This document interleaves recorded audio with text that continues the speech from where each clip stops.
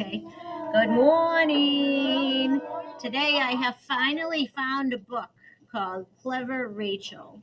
Story written by Debby Waldman. Illustrations by Cindy Ravel. When Rachel, the innkeeper's daughter, was a baby, her father tucked her into bed, not with lullabies, but with riddles. That's crazy, Meshuggah, her mother said. What does a baby know from riddles? I will sing to her. But songs made Rachel wail. Fairy tales kept her awake. Riddles relaxed her, so riddles she heard. To no one's surprise, Rachel's first sentence was a riddle. It was a simple riddle. What crosses the river but cannot move? And it made perfect sense. Just outside the inn was a wooden bridge that crossed the Okeechobee River. As Rachel grew up, her mother tried to teach her to sew, cook, and keep house. But Rachel was more interested in riddles. When her mother handed her a threaded needle and a scrap of muslin for her first embroidery project, Rachel asked, "What has an eye but never sees?" Then she refused to make even one stitch until her mother gave the correct answer, a needle.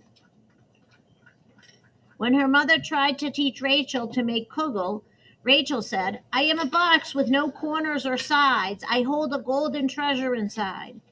When she refused to roll out even one noodle until her mother gave the correct answer, an egg.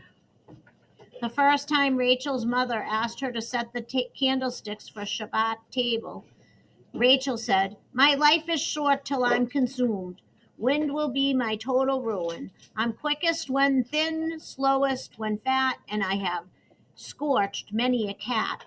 Then she refused to set the table until her mother gave the correct answer, a candle.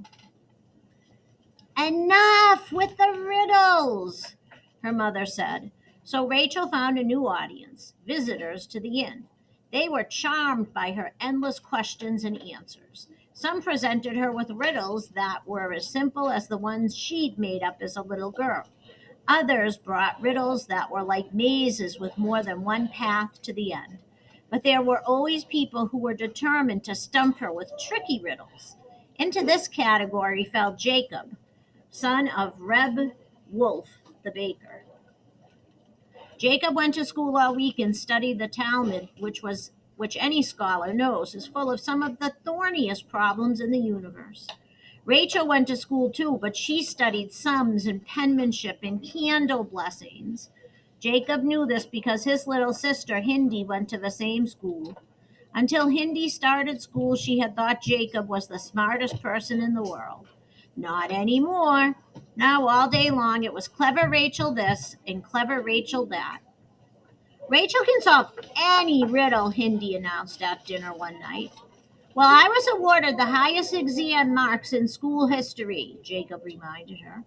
"If Rachel had written those exams, she would have done even better than you," Hindi said. Impossible, Jacob thought. No girl could be smarter than I am.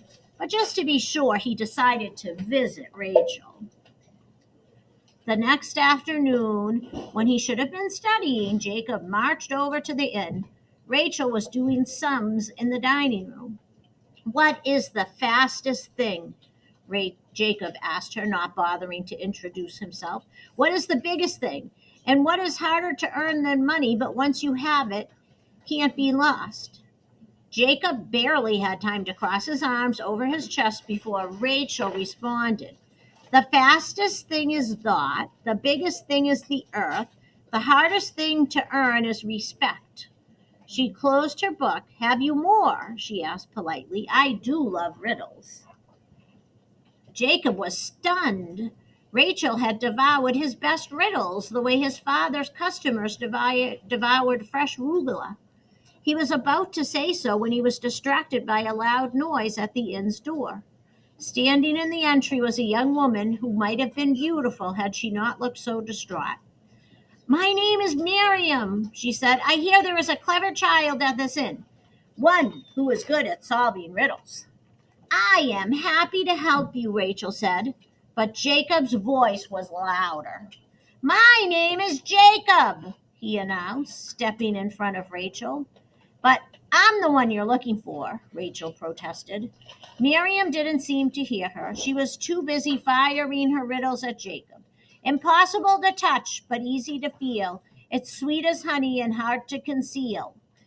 What is it? Miriam didn't wait for an answer. Small and round and made of gold, it's a sign of promise since times of old. In a smithy's shop it will linger, quietly waiting for just the right finger.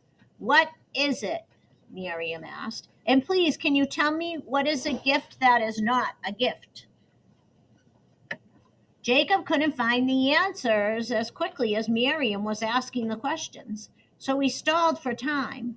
Why do you need help with these riddles? He asked.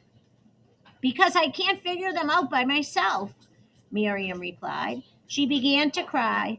Jacob, who was more comfortable with books and bread than with tearful maidens, turned away. Rachel was as puzzled as Jacob. What was so important about these riddles?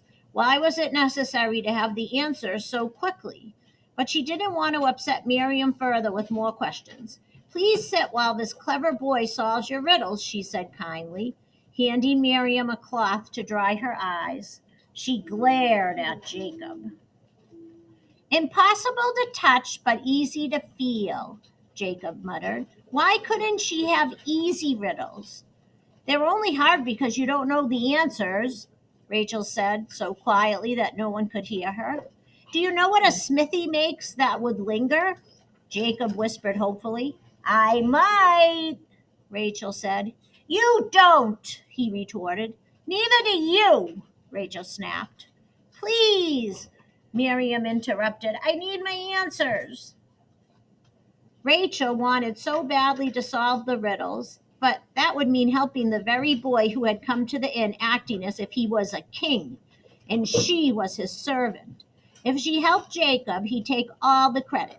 She glared at him again. He'd gotten himself into this. He could get himself out. The minutes ticked by. Miriam grew more agitated. I'm thinking, Jacob said. He put his hands over his ears and stared at the table as if the answers lay in its knotted planks. Impossible to touch, but easy to feel. I know! It's the smell of lilacs on a spring afternoon. Miriam looked at him as if he were crazy. How do you feel a smell? That can't be right. It's love, Rachel thought to herself, but the words wouldn't leave her mouth. The thing that lingers in a smithy's shop is fire, Jacob continued as if Miriam hadn't spoken. Why would fire wait for a finger? Miriam asked. Where is the wisdom in that? Jacob bit his lip. He wasn't used to being wrong. He certainly wasn't used to having his answers criticized. At school, when his class was confronted with a thorny problem, everyone talked about it until it made sense. That's where true wisdom came from, working together. Two heads are better than one, the rabbi always said, and three, four, and five are better still. Jacob's face felt flushed and hot. I am not the only clever child in this room, he admitted finally. Rachel is the one you were looking for. Miriam's face softened from anger to confusion. She turned to Rachel. Then why have you been so quiet? Rachel wanted to say, because Jacob wouldn't let me speak, but that wasn't quite true. Jacob had been rude and arrogant, but he hadn't taken away her voice. She had chosen not to speak, first because she was so surprised, and then because she was angry. She was still angry. I need help, Miriam pleaded. If I don't find the answers to these riddles, the man I love will be forced to marry another. Rachel and Jacob did not understand. It is a tradition in his village, Miriam explained. Before I can marry into his family, I must solve 3 riddles. Can't you put your differences aside long enough to help me? Rachel's anger melted into shame. To let pride get in the way of helping someone was worse than wrong. It was sinful. The answer to the first riddle is love, she said. You can't touch it, but you can feel it. And the signs of a promise that lingers in a smithy shop is a wedding ring. She looked at Jacob to see if he agreed, but he was staring out the window at the birds pecking seeds in the yard. Doves, Jacob said. The gift that is not a gift. You present them in a cage, and when you open it to release them, they fly away. Thank you, Miriam said, bowing deeply, and then she was out the door. Rachel and Jacob sat silently at the table. Clever though they were, they had little experience when it came to saying, I'm sorry. It was Jacob who eventually spoke. You really are wise, he said. Rachel was about to respond when there was a loud noise at the inn's door. Standing in the entry was a frazzled looking man. I must have the answers to 3 riddles by midnight, he said, his voice shaking. I hear there is a clever child at this inn, one who is good at solving riddles. This time it was Rachel who spoke loudly. There are 2 clever children here, she said. Come, sit, and we will help you. And that is the end. I'm going to stop recording.